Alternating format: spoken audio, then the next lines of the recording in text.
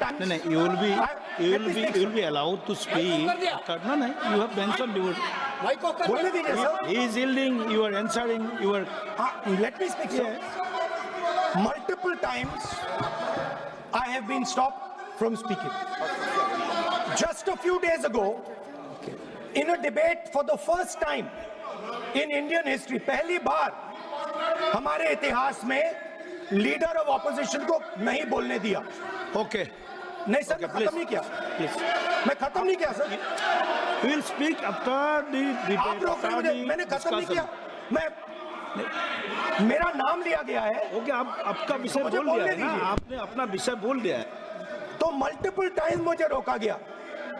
Last time I raised the issue of the Prime Minister being compromised.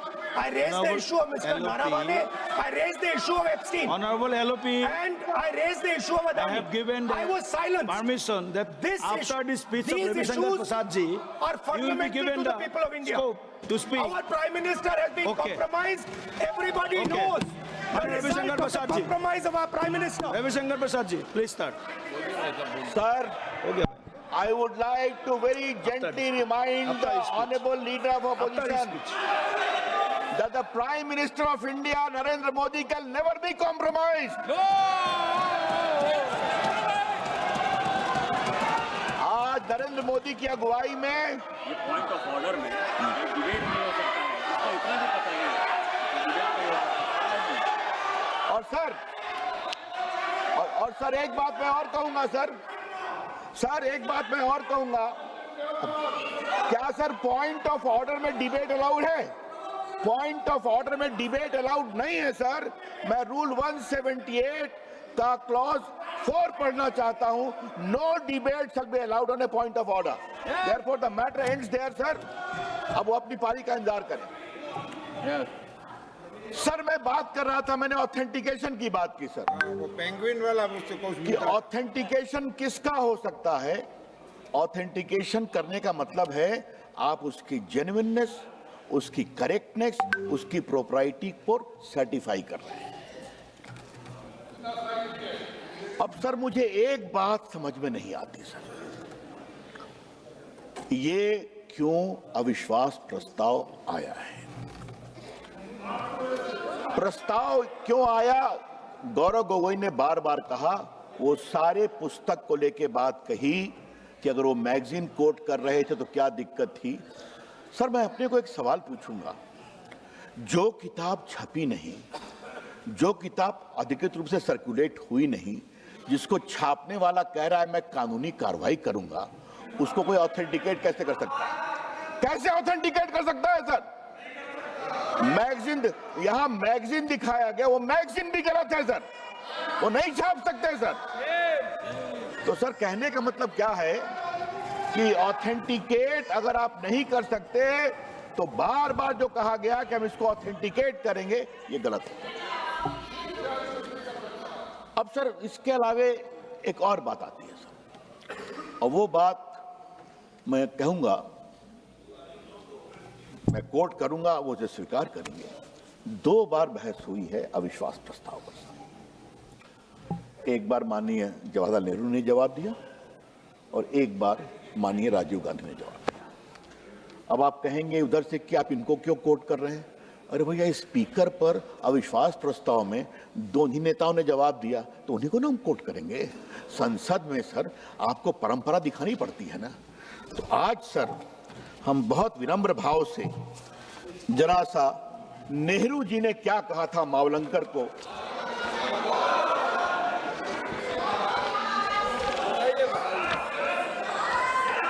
ये sir मैं हम लोग के लिए सर, ये हम लोग के लिए कम सर, उनकी समझदारी के लिए सुना रहा हूं कि आपके नेता ने क्या कहा.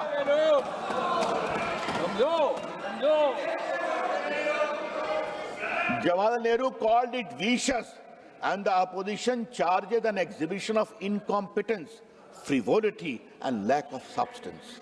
He reminded the House that the motion of removal is an extraordinary procedure justified under extremely grave circumstances. He described the motion as a gross abuse on intelligence and to ask anybody in the House to support this is to consider that man utterly lacking in intelligence. मतलब basic समझदारी भी नहीं है। अब वो नेहरू जी की बात मानेंगे तो अच्छा लगेगा सर, अब हम तो नहीं कुछ कह रहे हैं। और इसी बात को जब बलराम जाखड़ का विश्वास प्रस्ताव चल रहा था तो माननीय राजीव गांधी ने कोट किया है। सर ये बात क्या है सर, इस बात को समझा जाए। और ये बात मैं इसलिए कह रहा हूं कि आज इस हाउस में 280 सदस्य पहली बार एमपी बने हैं, जो बात कल चर्चा में आई थी सर। वो इस हाउस की परंपरा को समझे, वो इस हाउस के गरिमा को समझे, वो इस हाउस के पूरे गहराई को समझे। सर हर चीज लिखित नहीं होती है, लेकिन कुछ चीजें अनरिटन होती हैं, और वो अनरिटन लक्ष्मण रेखा परंपराओं से आती है। और सर आज मैं एक बात कहूं, मैं जरा सा माननीय स्पीकर साहब के बारे में कुछ कहना चाहता हूं। उनको सर मैं अपने युवा दिनों से जानता हूं, हम लोग युवा मोर्चा में साथ काम किए हैं सर। मैंने उनकी गरिमा देखी है, मैंने उनकी शालीनता देखी है, और स्पीकर बनने के बाद उन्होंने जिस गरिमा का परिचय दिया है, कितनी बार उस बेंच को घेरा गया सर, घेरा गया, कागज फाड़ के फेंके गए, लेकिन उन्होंने शांति रखी सर। हम लोग भी उत्तेजना में आते थे, लेकिन वो उनकी मुस्कुराहट हमेशा आप संसद की परंपरा का ध्यान रखिए। और थोड़ा सर इन लोगों को मैं बताना चाहता हूं सर, थोड़ा मैं पूर्व का इतिहास बताना चाहता हूं। जब सोमनाथ चटर्जी थे सर, तो स्पीकर साहब तो उन्होंने ममता जी को नहीं बोलने दिया, उनके नोटिस को एक्सेप्ट नहीं किया। उनका नोटिस क्या था? बंगाल में बांग्लादेश से घुसपैठिए बहुत आ रहे हैं, उसका विषय वो उठाना चाहती थी। उन्होंने उनको अलाउ नहीं किया सर। बाद में बहुत हंगामा हुआ, वो वॉकआउट की। ये एक ट्रेडिशन है। दूसरी बात 2008 में सर, जब पैसे का खेल हो रहा था सरकार को बचाने के लिए, नोट की गड्डियां रखी गई थी, तो अडवाणी जी को बोलने नहीं दिया सोमनाथ चटर्जी ने सर। उस समय मैं भी सांसद था दूसरे हाउस में सर। वहां पर हम लोगों ने जाके घेराव नहीं किया, कागज नहीं फाड़ा, सारे बीजेपी के लोगों ने वॉकआउट कर दिया और सदन में आए भी नहीं प्रोटेस्ट में। ये तरीका है प्रोटेस्ट करने का सर? सीखो। ठीक है, आपने हमारी बात नहीं मानी, गलत मानी, हम वॉकआउट करते हैं। और बार बार सोमनाथ चटर्जी अपील करते रहे प्लीज कम, और कहा गया कि नहीं जाएंगे। सर कहने का मतलब क्या है? ये परंपरा है यहाँ की, पूर्व की परंपराओं की बात तो कही गई है सर, अच्छी बात है।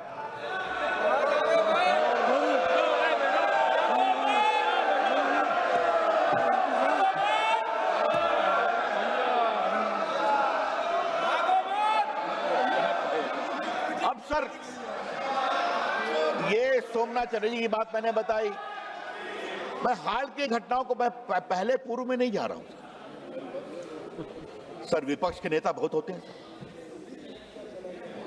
विपक्ष के नेता सर इंदिरा गांधी भी रही हैं, विपक्ष के नेता राजीव गांधी भी रहे हैं, विपक्ष के नेता सोनिया जी भी रही हैं सर, विपक्ष के नेता अटल बिहारी वाजपेयी भी रहे हैं, विपक्ष के नेता लालकृष्ण आडवाणी भी रहे हैं, सुषमा स्वराज जी भी रही हैं। सर उनकी परंपरा को देखिए आप। मेरे पास वो अखबार की कतरन है, जब लालकृष्ण आडवाणी भाजपा के राष्ट्रीय अध्यक्ष बने तो अटल बिहारी वाजपेयी बने विपक्ष के नेता। उस समय शिवराज पाटिल थे स्पीकर। क्या किस शब्दों उन्होंने प्रशंसा की वाजपेयी जी की और आडवाणी जी का, दोनों ने जो काम किया था। नरसिंह से प्रधानमंत्री, उन्होंने भी तारीफ की थी। This is the tradition of this house. LOP is a part of the house certainly, but the conduct of LOP is equally important, of responsibility. गरिमा जरूरी है सर विपक्ष के नेता को, और ये बात मैं पूरी जिम्मेदारी से कहना चाहता हूं। अभी मैंने पढ़ा सर कि बाहर में आप जाते हैं तो आपको थोड़ा सा संभल कर बोलना चाहिए। कल मित्रवर निशिकांत जी ने विस्तार से उनकी टिप्पणियों को सुनाया है सर। क्या बोस्टन, क्या कैम्ब्रिज, क्या लंदन, और क्या क्या शायद लैटिन अमेरिका भी गए थे मैंने सुना है, कोलंबिया। भारत के संविधान को माखन उड़ाना, पार्लियामेंट का मखौल उड़ाना, इलेक्शन कमीशन का मखौल उड़ाना, ये क्या मतलब है सर? उसी के कारण से तो वहां पहुंचे जीत कर करके, उसी कारण की सरकार बनी है हिमाचल प्रदेश में, तेलंगाना में। लेकिन अब उनकी पार्टी का क्या हाल है उनकी नेतृत्व में, ये तो मैं कुछ नहीं कहूंगा। देख ले संख्या कितनी कम हो गई है। हाँ, एक बार सर मैं हरियाणा के चुनाव में प्रचार कर रहा था, वो घटना मैं कहना चाहूंगा, क्योंकि जहां इनका भाषण था वहीं पर मेरा प्रवास था, मेरी प्रेस कॉन्फ्रेंस थी। उन्होंने कहा कि मैं जलेबा की फैक्ट्री लगाऊंगा, बड़ा उनका लोकप्रिय कमेंट है। तो सर मुझे विश्वास नहीं हुआ, जलेबी की फैक्ट्री होती है क्या? तो कढ़ाई में छनती है सर, चाशनी में डुबाते। हमने कहा मैं विश्वास नहीं करूं, मुझे वीडियो दिखाया। हमने कहा अब इसका मैं क्या जवाब दूं, मुझे बाकी विषय बोलना था। मैंने यही कहा कि मैं चाहूंगा राहुल गांधी जी एक बार मेरे साथ चलें, मैं भी जलेबी पसंद करता हूं, मैं उनको दिखाऊंगा जलेबी कैसे बनती है। ये फैक्ट्री में नहीं बनती है, भारत के गांव-गांव में जलेबी छनती है, चाशनी में डुबाते हैं। पता ही नहीं है। अब सर इन्होंने अमेरिकन एम्बेसडर को क्या क्या कह दिया कि Islamic terror is less important, more important is Hindu radical. क्या मतलब है सर इसका? आप क्या क्या बोल देते हैं। इनकी पार्टी के लोगों ने सीडीएस बिपिन रावत को बोला स्ट्रीट का गुंडा, सब रिकॉर्ड मेरे पास है, उन्होंने कोई विरोध किया। और बाकी तो सर इनको पता नहीं सेना से क्या प्यार है, क्या बालाकोट हो, क्या आपके उरी हो, क्या आपके पहलगाम हो, सेना की शहादत का सबूत मानते हैं। सर इस देश में सर एक बात मैं कहना चाहूंगा, उनकी भी सरकार है, हमारी भी सरकार है। अब उनकी सरकार कब आएगी तो पता नहीं है, छोड़ दें हम। लेकिन सेना के शहादत पर कभी देश ने कॉम्प्रोमाइज नहीं किया है, हम उसका सम्मान करते हैं। और उसका कारण एक बहुत सिंपल है सर, ये वामपंथी माओवादी और इनके कुछ दोस्त सवाल उठाते हैं, देश के लिए जीते तो हम सभी हैं, देश के लिए मरते कौन हैं? वो सैनिक मरते हैं, वो सेना के अफसर मरते हैं, वो सीआरपीएफ बीएसएफ के लोग मरते हैं, पुलिस के लोग मरते हैं। तो सर हमें उसका सम्मान करना चाहिए। सर ये जो बार बार सवाल उठते हैं, तो मैं सर मेरे पास पूरी फेरिस्त है सर, राहुल गांधी की क्या क्या टिप्पणी कहां कहां हुई है, मेरे पास पूरी फहरिस्त है सर। लेकिन काफी बातें कही गई हैं, इसलिए मैं उस पर अब ज्यादा नहीं बोलूंगा। एक बात मैं जरूर बोलूंगा कि ये यहां पर माननीय स्पीकर साहब के खिलाफ जो प्रस्ताव आया है, ये मैं पूरी जिम्मेदारी से कहूंगा, उनके खिलाफ अविश्वास नहीं है, किसी के अहम की संतुष्टि के लिए बात की गई है, किसी के अहंकार के संतुष्टि के लिए बात कही गई है। कल सर माननीय किरण रिजिजू ने बहुत बात कही सर। अब बताइए, एक बार उचित होता है क्या सर कि प्रधानमंत्री के गले पड़ जाना? और उसके बाद जो उन्होंने किया मैं बोलूंगा नहीं सर, अब किरण रिजिजू जी उसको बोल चुके हैं।